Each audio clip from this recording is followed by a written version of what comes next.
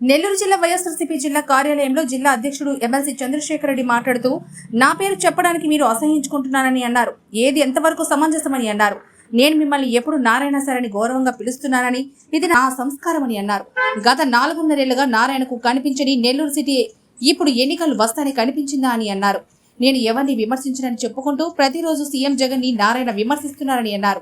సిటీకి వైసీపీ అభ్యర్థి మారినప్పటి నుంచి నారాయణతో అహంకారం పెరిగి తనకి ఇష్టం వచ్చినట్లు మాట్లాడుతున్నాడని, తన హయాంలో అభివృద్ధి అంటూ నారాయణ పదే పదే చెబుతూ ఉంటారని, అండర్ గ్రౌండ్ డ్రైనేజీకి 49.5 కోట్ల అధిక టెండర్ వేశారని, 90% హడ్కో కింద 10% మేము కట్టుకున్నామని నారాయణ చెప్పారు. కానీ 10% కూడా ప్రభుత్వం నుంచి రాలేదని అన్నారు. మొత్తం 11% వడ్డీతో అప్పులు తీసుకొచ్చి నగర ప్రజల మీద భారం మోపి పనులు చేశారని అన్నారు. 2016లో తొలి పేమెంట్ చేసి 3 ఏళ్లలో పనులు పూర్తి చేయాలని, కనీసం పూర్తి చేయలేకపోయారని, 830 కోట్లు అప్పు హడ్కో నుంచి తీసుకొచ్చి నెల్లూరు పట్టణ ప్రజల మీద భారం పెట్టి అండర్ గ్రౌండ్ త్రాగునీటి ప్రాజెక్టు పనులు చేశామని నారాయణ చెబుతున్నాడని, ఇది చాలా దుర్మార్గమని చంద్రశేఖర్ రెడ్డి అన్నారు. నమస్కారం. ఈరోజు ప్రెస్ మీట్కి పిలువగానే హాజరైనటువంటి మీ అందరికీ పేరు పేరున నమస్కారాలు తెలియజేస్తున్నాను. మీ అందరికీ తెలుసు, రాష్ట్రంలో నెల్లూరు నగర నియోజకవర్గానికి ఒక ప్రత్యేక స్థానం ఉంది. ఇక్కడ తెలుగుదేశం అభ్యర్థిగా అందరికీ సుపరిచితుడే. సుమారుగా ఆయన మాటలోనే చెప్తుంటారు, సంవత్సరానికి 2,000 కోట్లకు పైగా టర్నోవర్ ఉంది, లక్షల మంది పిల్లలు ఉన్నారు అని. పైగా 5-6 నెలల నుంచి కూడా ఆయన క్యాంపెయినింగ్ చేస్తూ వస్తూ ఉన్నారు. ఆ 4.5 సంవత్సరాలు కనిపించకపోయినప్పటికీ క్యాండిడేట్గా అనౌన్స్ అయినప్పటి నుంచి ఆయన 5 మంత్స్ నుంచి క్యాంపెయిన్ చేస్తూ ఉన్నారు. ఈ క్రమంలో వైఎస్ జగన్మోహన్ రెడ్డి గారు ఒక రూలింగ్ పార్టీలో 175కి 175 సీట్లు సాధించాలి, ప్రతి ఒక్కరి మనసులో కూడా వైఎస్ఆర్సీపీ ఉండాలి అన్న లక్ష్యంతో వెళ్తున్నటువంటి జగన్మోహన్ రెడ్డి గారు నెల్లూరు సిటీ నియోజకవర్గానికి సంబంధించి ఆర్థికంగా ఒక బలమైన వ్యక్తిని క్యాండిడేట్గా పెట్టాలంటే చాలామంది ఆయనకు అవకాశం ఉంటుంది. కానీ జగన్మోహన్ రెడ్డి గారి ఆలోచన అది కాదు. ఒక సామాన్యుడు రాజకీయాల్లో ఉండాలి. ఎవరైనా సామాన్యులు అన్నా అని పిలిస్తే స్పందించే గుణం ఉండాలి. అర్ధరాత్రైనా ఇంటికొచ్చి ఆపద అంటే అతనితో పాటు నడవాలి. ఇలాంటి వ్యక్తులు రాజకీయాల్లో ఉండాలి. డబ్బులు మాత్రమే రాజకీయాలకి ప్రాధాన్యత కాకూడదు. 5 సంవత్సరాలు వాళ్ళ గడప గడపకి తిరగగలగాలి. అలాంటి సామాన్యులు రాజకీయాల్లో ఉండాలన్న ఆలోచనతో ఒక సామాన్యుడైనటువంటి ఖలీల్ అహ్మద్ని నెల్లూరు సిటీ ఎమ్మెల్యేగా క్యాండిడేట్గా ఆయన మనకు అనౌన్స్ చేస్తున్నారంటే సీఎం గారి గట్స్ ఏంటో అందరికీ అర్థమవుతాయి. ఈరోజు ఖలీల్ అహ్మద్ గారి క్యాంపెయినింగ్లో వస్తున్నటువంటి ఆదరణ అందరూ కూడా చూస్తూ ఉన్నారు. చాలా అద్భుతంగా ఉంది, చాలా సంతోషంగా కూడా ఉంది. అయితే నేను ఇక్కడ మీ అందరి దృష్టికి కొన్ని మాటలు నేను తీసుకురాదలుచుకున్నాను. నారాయణ గారు, అనిల్ కుమార్ గారు ఇక్కడ వైఎస్ఆర్సీపీ క్యాండిడేట్గా ఉన్న రోజులు ఆయన మాట్లాడిన పదాలు, నేను ఎవరిని విమర్శించను, నేను చాలా డిగ్నిఫైడ్ పర్సన్ని అని చెప్పుకోవడం మనం గమనించాం. అయితే ఎప్పుడైతే క్యాండిడేట్ మారినాడో ఆ రోజు నుంచి ఆయనలో అహంభావం ఎక్కువైంది. అది మీ అందరూ కూడా గమనించుంటారు. గౌరవ ముఖ్యమంత్రి గారి స్థాయి కానీ నారాయణ గారి స్థాయి కానీ అందరికీ తెలిసిందే. పదే పదే ఆయన గురించి సైకో అనడం, రాక్షస పాలన అనడం, ఇలాంటి అమితమైనటువంటి పరుష పదజాలం ఎవ్వరూ వాడట్లేదు. అంతటి అహంకారంతో నారాయణ గారు మాట్లాడుతున్నారు. సరే, అది ఆయన నేచర్ అయితే ఎవరు కూడా కాదనలేరు. కానీ మొదట్లో నేను చాలా ఎవరిని విమర్శించే వ్యక్తిని కాదు, ఎవరి గురించి పరుషంగా బాధపడే మాటలు మాట్లాడను అని చెప్తున్న వ్యక్తి ఒక్కసారిగా ఈ మార్పుని మీరు అందరూ కూడా గమనిస్తే మీకు అర్థమవుతుంది. నేను కూడా అభివృద్ధి గురించి కొన్ని పదాలు మాట్లాడాను. దానికి నిన్నగాక మొన్న నా గురించి కూడా మాట్లాడుతూ ఆయనకి నా పేరు చెప్పడం కూడా ఇష్టం లేదు అన్నాడు. బహుశా ఆయన నాకంటే ఆస్తిలో నేను చాలా చిన్నవాడిని, నేను దాన్ని కాదని చెప్పను. అంత మాత్రాన ఏ రకంగా కూడా నేను అనుకుంటాను, ఏ రకంగా కూడా నేను అంత తక్కువ కాదేమో అనుకుంటాను. మరి పేరు చెప్పడం ఇష్టం లేకపోతే పేరు చెప్పకుంటే సరిపోద్ది, వైసీపీ అధ్యక్షుడైనా సరిపోద్ది. వైసీపీ అధ్యక్షుడు అతని పేరు చెప్పడానికి కూడా ఇష్టపడను అంటే అంత అహంకారం ఏంటి? ఎందుకు అంత మనుషులంటే అంత చిన్న చూపు అవతల వ్యక్తులంటే? మేము ఎప్పుడైనా ఆయన గురించి ఒక చిన్న పొరపాటైనా మాట్లాడామా? నారాయణ సారేనో నారాయణ గారైనా మాట్లాడతాము. ఇప్పటికీ అదే గౌరవం ఉంది. మీరెందుకు అలాంటి మాటలు మాట్లాడతారు? యువతల వాళ్ళకి విలువలు ఉండవా? ఎవరికైనా ఒక గౌరవం ఉంటుంది. సరే, మీరు చెప్పారు. ఇప్పుడు మీ గురించి వాస్తవాలను నేను ప్రజల దగ్గరికి కూడా తీసుకురావడానికి ప్రయత్నిస్తున్నాను. ఒకటి, నారాయణ గారు ఎక్కువగా చెప్తున్నటువంటి అబద్ధపు ప్రచారం, ఆయన నేను అభివృద్ధి చేశాను అని చెప్పడం. పాపం చాలామంది ప్రజలు నిజమేనేమో నారాయణ గారు అభివృద్ధి చేస్తున్నారు నెల్లూరుని అని అనుకుంటూ ఉంటారు. ఆయన చెప్పే పదాలు 4 పదాలు చెప్తారు: underground drainage, water system, AC bus స్టాప్లు, అన్నా క్యాంటీన్లు, నెక్లెస్ రోడ్డు. ఈ 5 పాయింట్ల గురించి చెప్తారు. ఈ 5 పాయింట్ల గురించి నేను ప్రజలకి సవివరంగా వివరించదలుచుకున్నాను. అందులో భాగంగా ఈరోజు 2 పాయింట్స్ని మాత్రమే వివరిస్తాను. ఒకటి under ground drainage, 2 water system. ఈ రెండింటి గురించి మీ ద్వారా ప్రజలకు వాస్తవాలు తెలియచేయాలా అన్న ఆలోచనతో మీ ముందుకు రావడం జరిగింది. పాత్రికేయ మిత్రులందరికీ కూడా నమస్కరించి తెలియజేస్తున్నాను. అందరూ కూడా వాస్తవాలని ప్రజలకు తెలియజేసినప్పుడు అది మీరు ఈ సమాజానికి చేస్తున్నటువంటి మంచి కార్యక్రమం. తద్వారా ఈ వాస్తవాలని తెలియచేయాలని మిమ్మల్ని అందరినీ కూడా రిక్వెస్ట్ చేస్తాను. మొదటిగా అండర్ గ్రౌండ్ డ్రైనేజ్కి ఒక ఎస్టిమేషన్స్ వేసుకున్నారు.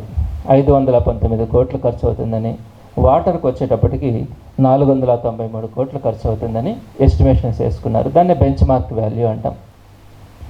మరి ఇక్కడ అండర్ గ్రౌండ్ డ్రైనేజ్ తీసుకుంటే సుమారుగా 8.8% ఎక్సెస్తో టెండర్ని యాక్సెప్ట్ చేయడం జరిగింది. తద్వారా 45.69 కోట్లు ఎక్సెస్ని కోట్ చేయడం జరిగింది. జనరల్గా ఎక్స్పర్ట్స్ ఒక ఎస్టిమేషన్స్ వేసిన తర్వాత సుమారుగా 8.8% ఎక్సెస్కి వెళ్ళడం అంటే ఆ డబ్బులన్నీ ఇటుపోతాయి అన్నది కూడా మీరు ఆలోచించాలి. అలానే వాటర్ స్కీమ్కి వచ్చేటప్పటికి నియర్లీ 4% ఎక్సెస్ వేసినారు. అలా టోటల్గా మనకి అండర్ గ్రౌండ్ డ్రైనేజీకి 625 కోట్లు ఖర్చు అవుతుంది అని చెప్పి ఒక టెండర్లో పొందుపరచడం జరిగింది. ఈ రూపంలో ఇంత ఖర్చు అవుతుంది, 625 కోట్లు ఖర్చు అవుతుంది అండర్ గ్రౌండ్ డ్రైనేజీకి. అదేవిధంగా వాటర్ సిస్టమ్కి 556 కోట్లు ఖర్చు అవుతుంది అని నిర్ణయానికి వచ్చిన తర్వాత ఎవరమైనా కూడా కొంత డబ్బులు మనం పెట్టుకుంటాం, కొంత డబ్బులు అప్పు తెచ్చుకుంటాం. అది వాస్తవం. మనం ఇల్లు కట్టుకోవాలనుకున్న ఏదైనా కూడా. కానీ నారాయణ గారు చేసింది ఏంటంటే 90% హడ్కో లోన్కి 11% రేట్ ఆఫ్ ఇంట్రెస్ట్తో వెళ్ళడానికి ఆయన అప్లై చేశారు. 90% లోన్, 10% మేము పెట్టుకుంటాము అన్నారు. కానీ ఆ 10% కూడా పెట్టలేదు. కంప్లీట్గా ప్రభుత్వ సాయం 0. రాష్ట్ర ప్రభుత్వం కానీ కేంద్ర ప్రభుత్వం కానీ 0. ₹1 కూడా 10% ఆయన కంట్రిబ్యూషన్ ఇస్తానన్న దాన్ని కూడా తెచ్చుకోలేకపోయినారు. 90% లోన్కి అప్లై చేశారు కదా, దాంట్లోనే పనులన్నీ చేయడానికి, అది కూడా 11%. మీరు ఒకసారి ఆలోచించుకోండి, మీ బండి ఎంత రేట్ ఆఫ్ ఇంట్రెస్ట్కి తీసుకుంటున్నారు, మీ ఇల్లు చిన్న చిన్న అప్పులు కూడా ఎంత రేట్ ఆఫ్ ఇంట్రెస్ట్కి తీసుకుంటున్నారు. మరి ఇన్ని 100 కోట్ల అప్పులు చేసేటప్పుడు 11% రేట్ ఆఫ్ ఇంట్రెస్ట్తో కంప్లీట్గా ₹1 కూడా మన దగ్గర లేకుండా అంతటిని కూడా అప్పులు వడ్డీకి తీసుకొని వచ్చి చేయాలనుకోవడం ఎంత పొరపాటు అన్నది మీరు ఆలోచించండి. తర్వాత వీళ్ళు ఫస్ట్ పేమెంట్ కూడా 2016లోనే ఫస్ట్ పేమెంట్ చేశారు. మే 2016లో ఫస్ట్ పేమెంట్ని కూడా చేశారు. అంటే అక్కడి నుంచి సుమారుగా 3 సంవత్సరాల సమయం ఉంది ఈ ప్రాజెక్ట్ రన్ కావడానికి.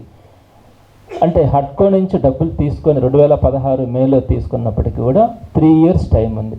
ఈ 3 years లోపల కొన్ని ఏరియాస్కైనా కూడా కరెక్ట్గా కంప్లీట్ చేసుకొని కనెక్షన్స్ ఇచ్చుకొని నెక్స్ట్ ఫేజ్లోకి అట్లా వెళ్తూ ఉండొచ్చు. ఇన్ని 3 సంవత్సరాలు పనిచేసి హడ్కో నుంచి 830 కోట్లు ఈ రెండింటికి సంబంధించి అప్పు తీసుకొని రాష్ట్ర ప్రభుత్వం నుంచి ఏమీ తీసుకొని రాకుండా ఒక్క ఇంటికి కూడా 3 సంవత్సరాల పాటు పనిచేసి కనెక్షన్స్ ఇవ్వలేకపోవడం అంటే దీన్ని అసమర్థత అంటామా లేదా? మీరు ఒక్కసారి ఆలోచించండి. వాకాడులో స్వర్ణముఖి మీద బ్రిడ్జి కట్టారు. కేవలం 3 years లోపల అంత పెద్ద బ్రిడ్జిని రాజశేఖర రెడ్డి గారు స్టార్ట్ చేసి కంప్లీట్ చేసి ప్రజలకు అందించారు. మరి మీకు 5 సంవత్సరాలు ఇక్కడ ఉండి under ground system water facility ఇవ్వడం నువ్వు కనీసం సగం వాట్స్కి ఇచ్చినా కూడా సంతోషపడి ఉండేవాళ్ళు. ఒక్క ఇంటికి కూడా ఇవ్వలేక 830 కోట్ల అప్పుల భారాన్ని నెల్లూరు ప్రజల మీద మోపినటువంటి వారిని మనం ఏమనాలి? ఇది మీరు ఆలోచించాలి. సరే, ఎందుకు ఇలా జరిగింది అనే దాని గురించి నేను వెళ్తాను. అసలు అండర్ గ్రౌండ్ డ్రైనేజే మన నెల్లూరుకి లేనట్లు, ఈయన అండర్ గ్రౌండ్ డ్రైనేజీ పెట్టంగానే దోమలు అస్సలు ఉండవన్నట్లు, అది కంప్లీట్ కాలేదని, 95% పూర్తయిందని ఈయన చెప్తున్నటువంటి మాటలు. నేను మీకు వాస్తవాలు తెలియజేస్తున్నాను. 70 సంవత్సరాల క్రితమే నెల్లూరులో అండర్ గ్రౌండ్ డ్రైనేజ్ అప్పట్లో పూర్తి ఏరియా, ఇప్పట్లో సగం ఏరియాకి అండర్ గ్రౌండ్ డ్రైనేజ్ ఉంది. 44, 45, 46, 47 నుంచి 52 డివిజన్ దాకా 19, 20, 38 డివిజన్లు. అంటే సిటీలో 13 డివిజన్స్, సిటీలో ఉండేది 28 డివిజన్లు.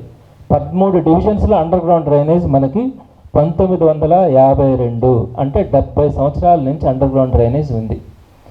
దీంట్లో నారాయణ గారు ఎక్కడ కూడా టచ్ కూడా చేయలేదు దాన్ని, అది విజయవంతంగా ఉందని అలానే కంటిన్యూ చేస్తున్నారు. ఈయన చేసింది మిగతా 15 డివిజన్స్లో, నెల్లూరు నగర నియోజకవర్గం గురించి చెప్తున్నాను, మిగిలిన 15 నియోజకవర్గంలో అండర్ గ్రౌండ్ డ్రైనేజ్ వేయడానికి ప్రారంభించాడు. అంటే 1952లో, అంటే 70 సంవత్సరాల క్రితం అండర్ గ్రౌండ్ డ్రైనేజ్ని మనము 50% నగర నియోజకవర్గం ఏరియాలో మనం సక్సెస్ఫుల్గా రన్ చేసుకుంటున్నా. ఈయన ఇన్ని వందల కోట్ల ఖర్చు పెట్టి 3 సంవత్సరాలు పనిచేసి కనెక్షన్స్ ఇవ్వలేకపోయినాడు ఒకటి కూడా. సో ఈయన అండర్ గ్రౌండ్ డ్రైనేజీ నేనే తెచ్చాను, నేను లేకపోతే అండర్ గ్రౌండ్ డ్రైనేజ్ లేదు అనే పదాన్ని ఆయన మాట్లాడుతున్నారు కదా, అది మొట్టమొదటి తప్పు. ఇకపోతే రెండవది, ఈయన 2015లో కేవలం ఈ పబ్లిసిటీ కోసం పనులు చేసినట్టుగా ఈ 830 కోట్ల 11% వడ్డీతో చేసినటువంటిదంతా కూడా వృధా చేశారు అన్నదానికి నేను మీతో 2 విషయాలు చెప్తాను. ఒకటి, ఆయన అండర్ గ్రౌండ్ డ్రైనేజ్ని, వాటర్ ఫెసిలిటీని ఇవ్వాలా అనుకున్నప్పుడు ఒక ఏరియా తీసుకొని రోడ్ని క్లియర్గా క్లీన్ చేసి వాటర్ పైపులు, డ్రైనేజ్ పైపులు వేసి పైన రోడ్ వేసేస్తుంటే అక్కడికక్కడ కనెక్షన్స్ ఇచ్చేసుకుంటే ఆ ఏరియా కంప్లీట్ అయిపోతుంది. కానీ దానికి ఆయనకు భిన్నంగా ఏం చేస్తున్నారంటే, మొదట అండర్ గ్రౌండ్ డ్రైనేజ్ కోసం గాడులు తవ్వించినారు, రోడ్లు బ్లాక్ చేసి పైపులు వేశారు. మళ్ళీ కొంతకాలం తర్వాత మళ్ళీ రోడ్లు బ్లాక్ చేసి మళ్ళీ రోడ్లను కట్ చేసి వాటర్ పైపులు వేసినారు. మరలా కొంతకాలం తర్వాత పూర్తిగా రోడ్లు వేయాలని చెప్పి మొత్తం జేసీబీలు పెట్టి లోడి ఆ పైన రోడ్లు వేయడానికి టార్గెట్లు పెట్టి వేయించినారు హడావిడిగా. అలా వేసేటప్పుడు ఎక్కడైతే మూడోసారి తవ్వారో, ఎప్పుడైతే అప్పుడే అండర్ గ్రౌండ్ డ్రైనేజ్ పైపులు, వాటర్ పైపులు వేసినారో, ఈ వాటర్ పైపులు లాగేసేసి ఆ జేసీబీతో చేసేటప్పుడు, తర్వాత ఈ మ్యాన్ హోల్స్ కానీ, అదేవిధంగా ఈ ఇన్స్పెక్షన్ ఛాంబర్స్ అని ఉంటాయి అండర్ గ్రౌండ్ డ్రైనేజీకి, అవి ఓపెన్ చేస్తున్నాయి. వీళ్ళు నైట్ టైం జేసీబీతో పనిచేసినప్పుడు ఈ మ్యాన్ హోల్స్, ఈ ఇన్స్పెక్షన్ ఛాంబర్స్ చాలా దగ్గరలో పూడిపోయినాయి. వాటర్ పైపుల్ని వీళ్ళు జేసీబీతో లాగేయడం వల్ల అవి చాలా వరకు వచ్చేసినాయి. దాని మీద వీళ్ళు రోడ్లు వేసినారు. ఈ విధంగా వేసిన దానివల్ల వేసుకుంటూ వెళ్ళిపోయినారు. ఇప్పుడు అండర్ గ్రౌండ్ డ్రైనేజ్ను ఒకసారి తవ్వినారు, వేసినారు, మళ్ళీ వాటర్ పైపులను ఒకసారి తవ్వినారు, వేసినారు, మళ్ళీ పూర్తిగా తవ్వి మళ్ళీ రోడ్లు వేసినారు. ఇక్కడ కూడా ఇంత చేసేటప్పుడు ఈ అండర్ గ్రౌండ్ డ్రైనేజీకి కానీ ఇళ్ళకి కనెక్షన్స్ ఇవ్వాలా అన్నది ఆలోచించాల, వాటర్కి కూడా ఇళ్ళకి కనెక్షన్స్ ఇవ్వాలా అన్నది ఆలోచించాల. ఈ పనులు చేసేటప్పటికి కింద పైపులన్నీ డ్యామేజ్ అయ్యి ఈరోజు వాటర్ వదిలితే మున్సిపల్ వాటర్ అంతా కూడా ఈ పైప్ లైన్స్ నుంచి ఎక్కడికక్కడ డ్రైనేజీలో కలిసిపోతూ వాటర్ వచ్చే పరిస్థితి కనిపించట్లేదు.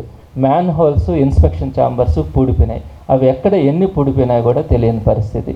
ఈ విధంగా అస్తవ్యస్తంగా ఒక సిస్టమేటిక్గా ఒక పద్ధతి ప్రకారం ఈ పనులు చేసుకోకుండా నిధులు దుర్వినియోగం చేసి సిస్టమేటిక్గా లేకుండా చేశారు. నెక్స్ట్ ఇంకొక పాయింట్ కూడా ఏమంటానంటే, ఇప్పుడు అండర్ గ్రౌండ్ డ్రైనేజ్ సిస్టమ్ని ఒక కంపెనీకి ఇచ్చారు ఈ కంప్లీట్ చేయమని.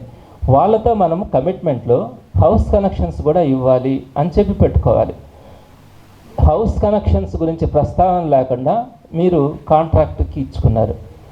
ఎవరైనా కూడా పేదవాళ్ళు మీరు గమనించండి, ఈ అండర్ గ్రౌండ్ డ్రైనేజ్ని హౌస్ కనెక్షన్స్కి ఇవ్వడానికి సొంత డబ్బులు ఖర్చు పెట్టి కానీ ఎవరైనా వేయించుకునే పరిస్థితి ఉంటుందా? వాటర్ ఫెసిలిటీ అంటే నీళ్లు తాగాలి కాబట్టి సామాన్యుడు వాటర్ కనెక్షన్ ఇచ్చుకోవచ్చు. కానీ అండర్ గ్రౌండ్ డ్రైనేజ్ ఆ సిస్టమ్ వేసేటప్పుడే ప్రతి ఇంటికి కూడా మనము మన అవకాశం కనుకిస్తే ఎక్కడికక్కడ మనకు పనులు అయిపోతాయి. అలా కాకుండా మీరు కంప్లీట్గా వేసేసుకుంటే కంప్లీట్ పైప్ లైన్స్ వేసేసినప్పుడు ఇళ్ళ కోసం సామాన్యుడు పేదలు ఈ అండర్ గ్రౌండ్ డ్రైనేజీ సిస్టమ్కి తీసుకొచ్చి కనెక్షన్స్ ఇచ్చుకోవడం, దానికోసం సుమారుగా 10-15 వేల రూపాయలు ఖర్చు పెట్టాలన్న పరిస్థితిలో కానీ ఎవరు కూడా ఇంట్రెస్ట్ చూపించరు. అది ఫెయిల్యూర్ ప్రాజెక్ట్ అయిపోతుంది. సో మీరు కాంట్రాక్టుల కోసమే పనిచేసినట్టుందే కానీ ఒక్కొక్క ఏరియాని తీసుకొని పైప్ లైన్లు వేసుకొని ఇళ్ళకి కనెక్షన్స్ ఇచ్చుకుంటూ కనుక సిస్టమ్ రాగలిగినప్పుడు అది సక్సెస్ అయి ఉండేది. ఇది కేవలం పబ్లిసిటీతో ఆయన హడావిడిగా రోడ్లను బ్లాక్ చేస్తూ, రోడ్లను తవ్వుతూ, రోడ్లను వేస్తూ ఈ విధంగా చేసినారే కానీ ఒక పద్ధతి ప్రకారం చేయనందువల్ల ఈ సిస్టమ్ ఫెయిల్ అయింది. ఫెయిల్ కావడమే కాదు, 830 కోట్ల రూపాయలు ప్రభుత్వ సాయం లేకుండా 11% వడ్డీతో తీసుకొచ్చినటువంటిది నెత్తిన పడింది. మీకు ఇక్కడ నేను ఒక విషయం చెప్తున్నాను.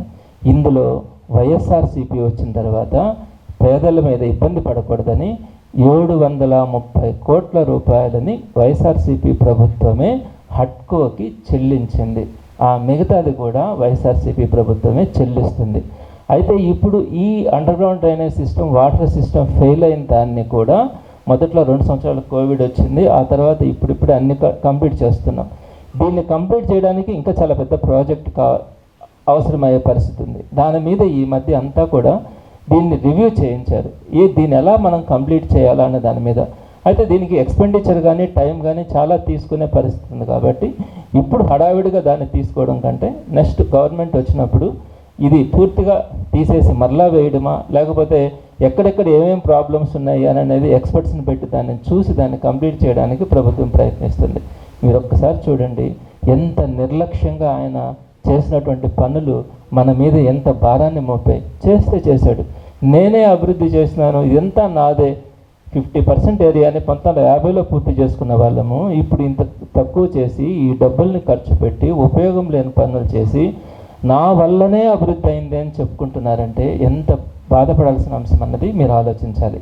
అదేవిధంగా చాలా దగ్గరలో అండర్ గ్రౌండ్ డ్రైనేజ్ ఒక లెవెల్ తీసుకోకుండా వేసిన దానివల్ల మ్యాన్ హోల్స్ మీరు చూడొచ్చు, రోడ్ల కంటే పైకి వచ్చినాయి. కరెక్ట్గా లెవెల్స్ తీసుకోకుండా అండర్ గ్రౌండ్ డ్రైనేజ్ సిస్టమ్ తీసుకోవడం వల్ల అవి చాలా ఇబ్బందికరంగా కూడా ఉన్నాయి. అట్లనే ఈ 400 crores ఖర్చు పెట్టి వాటర్ ఫెసిలిటీ ఏదైతే అనుకున్నారో అప్పు చేసి తీసుకొచ్చినారో దాంట్లో కూడా ఇళ్ళకి కనెక్షన్స్ ఇవ్వాలా అని ఆలోచన లేదు. దాన్ని కూడా పైప్ లైన్ లేడు, ఆ పైప్ లైన్లు కూడా పగిలిపోయినాయి. ఇళ్ళకి వేసేటప్పుడు కూడా వాళ్ళ సొంత ఖర్చులతో వేసుకోవాలి. అదేవిధంగా వీటన్నిటి కోసంగా మళ్ళీ మెయింటెనెన్స్ కోసం కానీ అప్పులు తీర్చడానికి కోసం కానీ ఒక బాత్రూమ్కి ఇంతని కలెక్ట్ చేయాలా, అదేవిధంగా ట్యాప్కి ఇంతని ఖర్చు చేయాలా, ఎన్ని లీటర్లకి ఇంతని ఖర్చు చేయాలని చెప్పి డిపిఆర్ కూడా తయారు చేశారు. అవన్నీ సాధ్యమా? సామాన్యుల దగ్గర అండర్ గ్రౌండ్ డ్రైనేజీకి బాత్రూమ్కి ఇంతని తీసుకోవాలంటే అవన్నీ సాధ్యమయ్యే పనుల? వీటిని అంటారా అభివృద్ధి అని? ఎలా చెప్తున్నారు నారాయణ సార్ మీరు అభివృద్ధి చేశానని? అదేవిధంగా రెండో పాయింట్ ఆయన చెప్పేది ఎండ్ టు ఎండ్ రోడ్స్ అని చెప్తారు. నేను కొత్తగా తీసుకొచ్చినాను, నేను ఇతర దేశాల్లో చూసినాను, ఇక్కడికి వచ్చి ఎండ్ టు ఎండ్ రోడ్లు వేసినానని.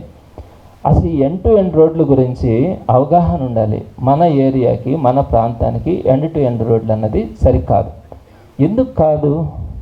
ఒకటి, మనం రోడ్ల పక్కన చెట్లు వేసుకోవాలి. మన టెంపరేచర్కి చెట్లు వేసుకునే పరిస్థితి ఉండదు. 2, ఎలక్ట్రికల్ పోల్స్. కొత్తగా ఇల్లు కట్టుకుంటూ ఉంటాం, ఎక్కడన్నా ఇల్లు కట్టుకోవాలంటే ఎలక్ట్రికల్ పోల్స్ అడ్జస్ట్ చేసి ఇంటికి అడ్డంగా వస్తాయి, మార్చుకోవాలా అంటే ఎలక్ట్రికల్ పోల్స్కి మళ్ళా రోడ్లను పగలగొట్టాల్సి వస్తుంది. నెంబర్ 3, ఈ సైడ్ కాలువలు డ్రైన్ వాటర్ పోవడానికి కానీ ఇవి డ్రైన్ కాలువలు ఉంటాయి, వాటిని ఎక్స్టెండ్ చేసుకోవడానికి సమస్యలు వస్తూ ఉన్నాయి. ఇవన్నీ కాకుండా వాటర్ పడినప్పుడు ఆ వాటర్ లోపలికి పీల్చుకోవడానికి, భూమిలోకి ఇంకడానికి మనకు అక్కడ ప్లేస్ లేకుండా ఆ వాటర్ అంతా కూడా రోడ్స్ని హైట్ చేసేయడం వల్ల ఆ వాటర్ అంతా ఇళ్లలోకి వచ్చేస్తూ ఉండే నీళ్ళన్నీ కూడా. చాలా ప్రాంతాలలో లెవెల్ చూసుకోకుండా ఈ రోడ్లు వేసి ఎండ్ టు ఎండ్ రోడ్లు వేసి సైడ్ కాలువలు లేకుండా ఉన్నందువల్ల ఆ నీళ్ళన్నీ కూడా ఇళ్లలోకి వచ్చేస్తూ ఉన్నాయి. సో చెట్లు వేసుకోలేకపోవడం, పోల్స్ వేసుకోలేకపోవడం, కాలువలు ఎక్స్టెండ్ చేసుకోలేకపోవడం, ఇలాంటి అనేకమైనటువంటి సమస్యలు ఈ ఎండ్ టు ఎండ్ రోడ్ల ద్వారా వస్తున్నాయి. కొంత ప్లేస్ అయినా పక్కన వదిలిపెట్టుంటే బాగుండేది. ఇప్పుడు కొన్ని ఏరియాలకి కొంత సరిపోతాయి. మన ఏరియాకి ఏం సరిపోతుంది అన్నది ఆలోచించాలి. ఇంకొకటి చెప్తారు, నేను సింగపూర్కి పోయి వచ్చాను, అక్కడ ఏసీ బస్ షెల్టర్స్ ఉన్నాయని చెప్పి మెడ్రాస్ బస్ స్టాండ్ దగ్గర ఒక ఏసీ షెల్టర్ కట్టాడు. ఎవరైనా అక్కడికి వెళ్ళి కూర్చునే పరిస్థితి ఉంటుందా? దాని గురించి నేను తర్వాత మీటింగ్లో నేను ఆ మిగతా విషయాలు వాటి గురించి చర్చిస్తాను. సో ఈ విధంగా ఆయన చేసినటువంటి పనులు చాలా అస్తవ్యస్తం. అండర్ గ్రౌండ్ డ్రైనేజ్ కానీ, వాటర్ సిస్టమ్ కానీ, రెండోది రోడ్స్ విషయంలో కానీ. అసలు ఆయన మళ్ళీ ఇవన్నిటితో పాటు ఏం చెప్తారు? అభివృద్ధి నేను చేసినానని చెప్తారు. అసలు నెల్లూరుకి కరెక్ట్గా అభివృద్ధి చేసింది ఏం జరిగింది అనే దానికంటే ముందు నేను ఒకటి చెప్తాను. కేంద్ర ప్రభుత్వం 2016 సంవత్సరంలో దేశవ్యాప్తంగా కొన్నింటిని స్మార్ట్ సిటీలుగా సెలెక్ట్ చేసింది. ఆ స్మార్ట్ సిటీలుగా తీసుకుంటున్నప్పుడు ఆ స్మార్ట్ సిటీల్లో మొత్తం కేంద్ర ప్రభుత్వ నిధులతోనే వాటర్ ఫెసిలిటీ కానీ, అండర్ గ్రౌండ్ డ్రైనేజీ కానీ, ఎలక్ట్రిఫికేషన్ కూడా భూమి లోపల ఎలక్ట్రిఫికేషన్ ఇవ్వడం కానీ, ఫ్లైఓవర్లు కానీ అంతా కూడా కేంద్ర ప్రభుత్వం ప్రతి రూపాయి కూడా వాళ్ళే ఖర్చు పెట్టి ఆ స్మార్ట్ సిటీని డెవలప్ చేశారు. అప్పుడు మన రాష్ట్ర మున్సిపల్ మంత్రి ఎవరున్నారు? నారాయణ గారు ఉన్నారు. కేంద్ర మున్సిపల్ మంత్రి ఎవరున్నారు? ముప్పవరపు వెంకయ్యనాయుడు గారు మన నెల్లూరు జిల్లా వాసి ఉన్నారు.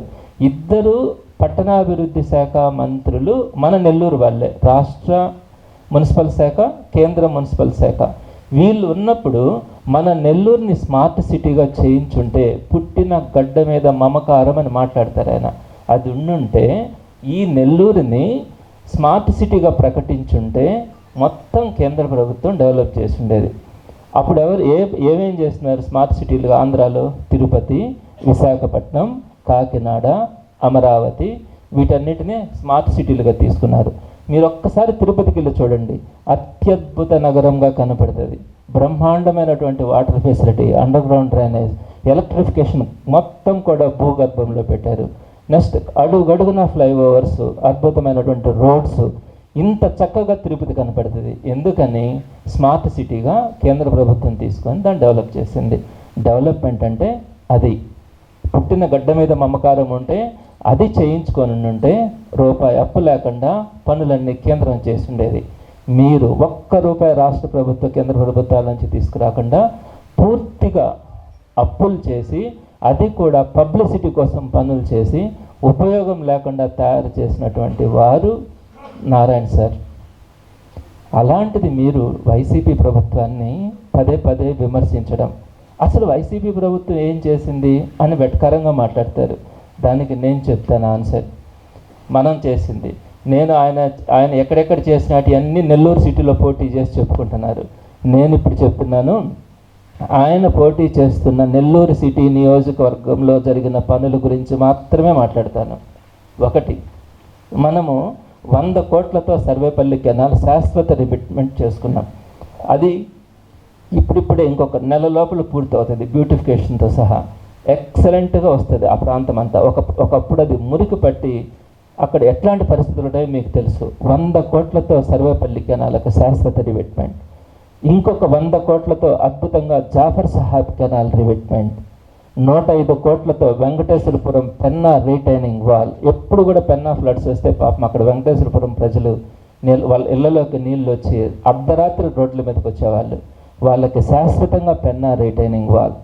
110 కోట్లతో పెన్నా 2వ బ్రిడ్జి పనులు కూడా ప్రారంభమైనాయి. ఆ పనులు తెచ్చుకున్నాం. 40 కోట్లతో రామలింగాపురం ఫ్లైఓవర్ బ్రిడ్జ్.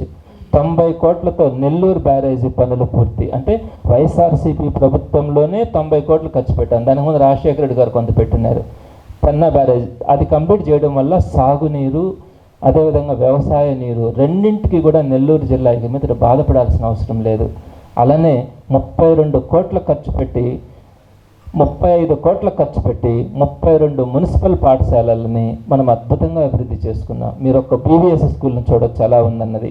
20 కోట్లతో 34 పార్కుల్ని డెవలప్ చేసుకున్నాం.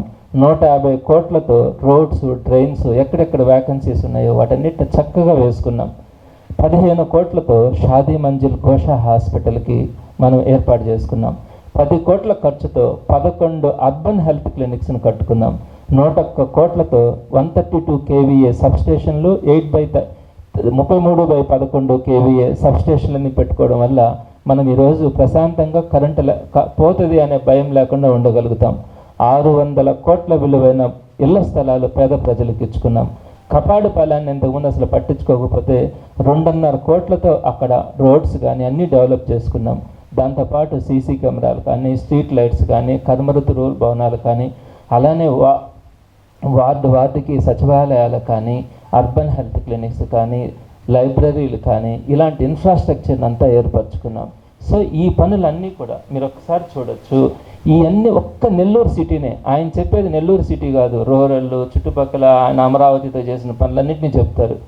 కేవలం నెల్లూరు సిటీలో మనము సంక్షేమ పథకాలు కాకుండా 1100 కోట్ల రూపాయలని ఓన్లీ నెల్లూరు నగర నియోజకవర్గంలో పేద సామాన్య ప్రజలకు కుల మత భేదాలు లేకుండా ప్రతి ఒక్కరికి కష్టాల్లో ఉన్నప్పుడు ఆరోగ్యశ్రీ దగ్గర నుంచి, అమ్మఒడి దగ్గర నుంచి ప్రతి ఒక్క ఇంటిని ఆదుకోవడంతో పాటు ఇవన్నీ కంప్లీట్ చేసాం. 2 సంవత్సరాలు కోవిడ్ ఉన్నప్పటికీ కూడా కంప్లీట్ చేసుకున్నాం. అసలు ఏమీ చేయలేదు నెల్లూరు నగరానికి అని మాట్లాడతారు. అసలు అభివృద్ధి అంటే నేనే, అభివృద్ధి అంటే చంద్రబాబు అని మాట్లాడతారు. ఇంతకంటే అబద్ధం ఇంకోటి ఉంటుందా నారాయణ సార్? మీరు నా పేరు చెప్పడానికి మీరు అసహించుకుంటారు, కానీ నేను మిమ్మల్ని గౌరవంగా నారాయణ సార్ అని మాట్లాడుతున్నాను.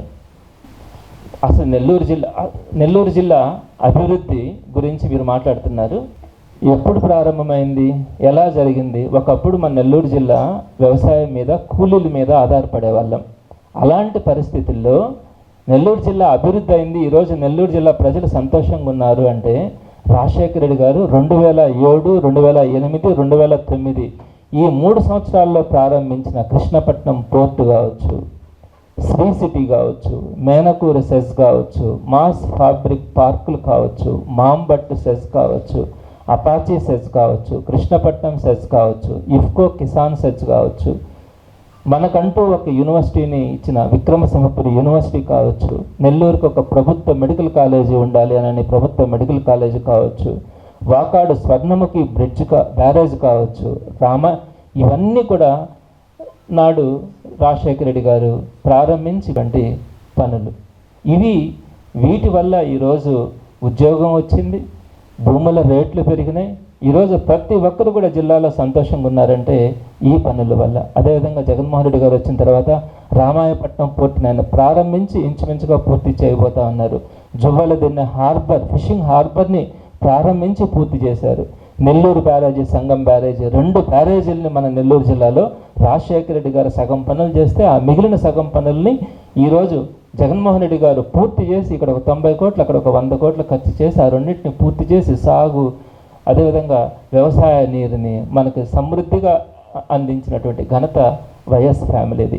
అలానే సూక్ష్మ మధ్య తరహా పరిశ్రమలు, ఎంఎస్ఎంఈ, ఈ ఎంఎస్ఎంఈ పార్కులకి అప్పట్లో చంద్రబాబు నాయుడు గారు దీన్ని పూర్తిగా ఇగ్నోర్ చేసి వీళ్ళకి ఇస్తామని చెప్పినటువంటి బెనిఫిట్స్ అన్నింటినీ కూడా పసుపు కుంకుమకు ఇచ్చి ఎంఎస్ఎంఈ పార్కుల్ని ఇబ్బంది పెడితే అదే జగన్మోహన్ రెడ్డి గారు ఎంఎస్ఎంఈ పార్కుల అభివృద్ధికి రెగ్యులర్గా వాళ్ళకి కావాల్సినటువంటి అప్ టు 1.5 crore వరకు ఒక్కొక్కరికి బెనిఫిట్ అంటే రాయితీని ఇస్తూ వారందరినీ కూడా ఆదుకుంటే ఈరోజు ఎంఎస్ఎంఈ పార్కులు 6,000 ఎంఎస్ఎంఈ పార్కులు రిజిస్టర్ అయినాయి నెల్లూరు జిల్లాలో. అలానే సచివాలయాలు కానీ, విలేజ్ హెల్త్ క్లినిక్లు కానీ, ప్రైమరీ అర్బన్ హెల్త్ క్లినిక్లు కానీ, రైతు భరోసా కేంద్రాలు కానీ, ఇలా అడుగడుగున మనకి అభివృద్ధి కనిపించిందంటే అది ఆ రోజు రాజశేఖర రెడ్డి గారు ఆలోచనలు, లేదనుకుంటే ఈరోజు జగన్మోహన్ రెడ్డి గారి ఆలోచనలు. వీటి వల్ల నెల్లూరు జిల్లా అభివృద్ధి అయిందా? మీరు 830 కోట్ల అప్పు చేసి అండర్ గ్రౌండ్ డ్రైనేజ్ వాటర్ సిస్టమ్ని ఒక్క ఇంటికి కూడా కనెక్షన్ ఇవ్వలేని పరిస్థితుల్లో మీరు అభివృద్ధి ప్రదాతలాగా మీరు మాట్లాడతారా? మాట్లాడడానికి అర్థం ఉండాలండి. మీరు చెప్పింది వింటూ ఉండడానికి నెల్లూరు జిల్లా ప్రజలు కొంత అమాయకులని మీరు అనుకోవచ్చు. మీకు అది అలవాటు, అబద్ధాలు చెప్పడం అన్నది మీకు అలవాటు. వాస్తవాలు తెలుసుకుందాం. ఇది ఒక్కటే కాదు, మీరు చేసినటువంటి ప్రతి అంశంలోనూ మీరు మాట్లాడుతున్నారు కాబట్టి ప్రతి అంశంలోనూ నేను రాబోయే రోజుల్లో ప్రతి దాని గురించి క్లియర్ డేటాతో, ఏ ఒక్కటి కూడా కాదు, డిపిఆర్లతో సహా తీసుకొని మాట్లాడుతున్నాను. ప్రతి ఒక్క డిపార్ట్మెంట్కి వెళ్ళి వాటిలో ఉన్నటువంటి నిజమైనటువంటి అంకెలను తీసుకొచ్చి మీ ముందు మాట్లాడుతున్నాను. నేను ఎక్కడా కూడా మిమ్మల్ని రెండో మాట మాట్లాడట్లేదు. మీరంటే నాకు వ్యక్తిగతమైన గౌరవం ఉంది. కానీ మీరు చెప్తున్నటువంటి అబద్ధం మాత్రం అభివృద్ధి అన్నది మీరు చెప్పింది అబద్ధం, ప్రజలకు చేసింది మోసం అనే వివరాలను చెప్పడానికి మాత్రం నేను ఏ క్షణం కూడా ఆలోచించను. వాటన్నిటిని కూడా ప్రజల దగ్గరికి తీసుకెళ్తాను. ఇంకొక పాయింట్ కూడా చెప్తాను. ఇంకొక స్లైడ్ వెనక్కి వెళ్ళమ్మా. వైఎస్ఆర్సీపీ ప్రభుత్వంలో నెల్లూరు నగర అభివృద్ధి గురించి చెప్పాను. వైఎస్ కుటుంబ హయాంలో నెల్లూరు జిల్లా అభివృద్ధి గురించి చెప్పాను. నెల్లూరు నగరం నిజంగానే అభివృద్ధి చెందిందా? మీరు కొన్ని చెప్పినారు కదా అంటారు. కొన్ని ఎగ్జాంపుల్స్ చెప్తాను. 2022లో సఫాయి మిత్ర సురక్ష ఛాలెంజ్లో భారతదేశంలో నెల్లూరు కార్పొరేషన్ మొట్టమొదటి స్థానం నిలిచి 10 కోట్ల ప్రైజ్ మనీ మనం తెచ్చుకున్నాం. ఇది నిజమా కాదా? మీ అందరికీ తెలుసు. ఏ ప్రభుత్వంలో వచ్చింది అవార్డు? వైఎస్ఆర్సీపీ ప్రభుత్వంలో వచ్చింది. రెండోది, 2023లో మనము పరిశుభ్రతని పెంచి కాలుష్యాన్ని తగ్గించడం వల్ల national clean air programme survey చేసినప్పుడు మనకి హయ్యెస్ట్ ర్యాంక్ రావడం వల్ల 6.98 కోట్ల రూపాయల ఇన్సెంటివ్ కేంద్ర ప్రభుత్వం మనకి ఇచ్చింది. టీడీపీ గవర్నమెంట్లో ఎప్పుడైనా మనం అంత నాణ్యతను పాటించామా? కార్పొరేషన్ని అంత చక్కగా అభివృద్ధి చేసుకున్నామా? మూడో పాయింట్, అన్ని విషయాలలో ఒక ర్యాంకింగ్ ఇస్తారు. భారతదేశంలో ఒక్కొక్క సిటీకి ఒక్కొక్క ర్యాంక్ ఇస్తారు. క్వాలిటీ విషయంలో ఆల్ ఆస్పెక్ట్స్ తీసుకుంటారు. నారాయణ గారు మున్సిపల్ మంత్రిగా ఉన్నప్పుడు ఆయన దిగిపోయే రోజుకి మనం 109వ ర్యాంకులో ఉంటే అది ఈ రోజుకి 60వ ర్యాంకుకి వచ్చింది. ఎవ్రీ ఇయర్ మనం ర్యాంక్ మెరుగుపరుచుకుంటా ఉన్నాం ఈ 5 సంవత్సరాలలో. ఇప్పుడు నాకు తెలిసి ఇంకా బెస్ట్ ర్యాంకుకి వచ్చాం లేటెస్ట్గా వచ్చే దాంట్లో. ఈ విధంగా మనము ఏ రకంగా తీసుకున్నా కూడా నెల్లూరుని అభివృద్ధి చేసుకున్నాం. నెల్లూరు జిల్లా కూడా అభివృద్ధి అయింది వైఎస్ కుటుంబం పరిధిలో మాత్రమే. ఒక్క నెల్లూరు నియోజకవర్గంలో, నేను మరలా చెప్తున్నాను, రూరల్ మిగతా ఏరియాలు అన్నీ కాదు, సిటీ నియోజకవర్గంలోనే 3058 కోట్ల రూపాయలని మన రాష్ట్ర ప్రభుత్వం ఖర్చు పెట్టింది. అప్పులు చేసి కాదు, అప్పులు తెచ్చి భారం పెట్టి కాదు. సో దీన్ని మనం అభివృద్ధి అంటామా? అబద్ధాలు చెప్పడాన్ని అభివృద్ధి అంటామా? పెద్దలు నారాయణ గారు ఆలోచించుకోవాలి. ఇంకొకటి కూడా చెప్తున్నాను, మీరు ఈ మధ్య కాలంలో ముఖ్యమంత్రి గారికి కళ్ళు నెత్తికెక్కాయని మాట్లాడారు. ఎవరిని మాట్లాడతారు కళ్ళు నెత్తికెక్కాయని? మీ దగ్గర అటెండర్నో వాచ్మెన్నో మాట్లాడతారు. అంతేగాని ఒక ముఖ్యమంత్రి స్థాయిలో వ్యక్తిని కళ్ళు నెత్తికెక్కాయంటే ఏంటి అర్థం? ఇలాంటి అహంకారమైనటువంటి మాటలు అన్నమాదాన్ని అంత మీరు నేను చాలా పద్ధతిగా మాట్లాడతానని చెప్పుకుంటూ ఈరోజు ఇంత ఇదిగా ఒక ఫ్రస్ట్రేషన్లో మీ కిందుండే స్టాఫ్ని, మీ కిందుండే కింద పనిచేసే వ్యక్తుల్ని మాట్లాడినట్టుగా అటు తెలుగుదేశం పార్టీ కార్యకర్తలను కానీ, ఇటు ప్రజలను కానీ, ఇటు మిగతా అపోజిషన్ వాళ్ళని కానీ, ప్రతి ఒక్కరిని కూడా మీరు ఈ విధంగా మాట్లాడుతూ సంబోధిస్తూ ఉన్నారంటే ప్రజలందరూ గమనించారు. రాజకీయాలకి నారాయణ సార్ సరిపోడు, రాజకీయాలలో నారాయణ సార్ ఒక అపరిచితుడు, పని ఉంటే ఒకలాగుంటారు, పని అయిన తర్వాత ఇంకొకలాగుంటారని ప్రతి ఒక్కరికి తెలుసు. అందుకే నారాయణ గారిని రాజకీయాలకి కరెక్ట్ కాదన్నది ఈరోజు ప్రజలందరి అభిప్రాయం. రాబోయే రోజుల్లో మరిన్ని వివరాలను మీకు అంతా అప్డేట్ చేయడానికి నేను మీ ముందు ఉంటానని సవినయంగా మీకు తెలియజేస్తున్నాను. రాజకీయాల్లో ఎప్పుడూ కూడా వారు ఒకటంటే వీళ్ళు ఒకటి అనడం, వీళ్ళు ఒకటంటే వాళ్ళు ఒకటి అనడం కొంతవరకు జరుగుతూ ఉంది. నేను దాన్ని కాదని లేకపోతాను. కొంతమంది ఇప్పుడు నేను మాట్లాడితే మాట్లాడచ్చు, కానీ నేను అలా కాదు, నేను చాలా నీతిమంతుడిని, నేను ఎప్పుడు ఏమీ మాట్లాడను, నేను అభివృద్ధి గురించి ఆలోచిస్తాను అని చెప్తున్నటువంటి వ్యక్తి ఈరోజు పచ్చి అబద్ధాలు చెప్పడంతో పాటు ఒక ముఖ్యమంత్రి స్థాయి వ్యక్తిని మాట్లాడడం అన్నది ఆయన మాట్లాడుతున్న దానికి ఆయన చేస్తున్న దానికి సంబంధం లేని పొంతన ఒక అపరిచితమైన వ్యక్తిలాగా ప్రవర్తిస్తున్నాడని ఒక పాయింట్గా నేను చెప్పాను. ఇకపోతే రెండవ పాయింట్, అసెంబ్లీ సాక్షిగా జరిగింది అని అనేది మీరు అంటున్న పాయింట్. నేనేమంటానంటే చంద్రబాబు నాయుడు గారికి జగన్మోహన్ రెడ్డి గారికి ఉన్న తేడా ఏంటంటే, జగన్మోహన్ రెడ్డి గారు ఏదైనా స్ట్రైట్గా మాట్లాడమంటారు, స్ట్రైట్గా చెప్పమంటారు. చంద్రబాబు నాయుడు గారు ప్రొవోక్ చేస్తారు, ఒక విషయాన్ని అవతల వాళ్ళు మాట్లాడించి తద్వారా తన సానుభూతి పొందాలనుకునే విధంగా ప్రవర్తిస్తారు. ఈయన చేసే ప్రతి పని కూడా అవతలని రెచ్చగొట్టినట్టుగా ఉంటుంది. కాబట్టి కొన్ని సందర్భాల్లో వాళ్ళు వీళ్ళు మాట్లాడుకున్న సందర్భాలు ఉన్నాయి. మీరు ప్రధానంగా వైజాగ్లో కనుక తీసుకుంటే, ఆయన పేరు ఐడియా లేదు నాకు, ఒక మాజీ మంత్రి, అతను మాట్లాడింది ఎప్పుడు నా కొడుకనే మాట్లాడతారు. సో ఎవరు ఇంకా ఆ మాటల గురించి నేను పూర్తిగా వెళ్ళట్లేదు. ఇక్కడ నెల్లూరు నగర నియోజకవర్గం గురించి ఈయన చేస్తున్నటువంటి తీరు ప్రవర్తన గురించి నేను మీ ముందుకు తీసుకురాదలుచున్నాను. మారితే రాజకీయాలు మారి అందరూ కూడా వాళ్ళు కానీ వీళ్ళు కానీ పద్ధతిగా ఉంటే మాత్రం సంతోషించదగినటువంటి విషయమే.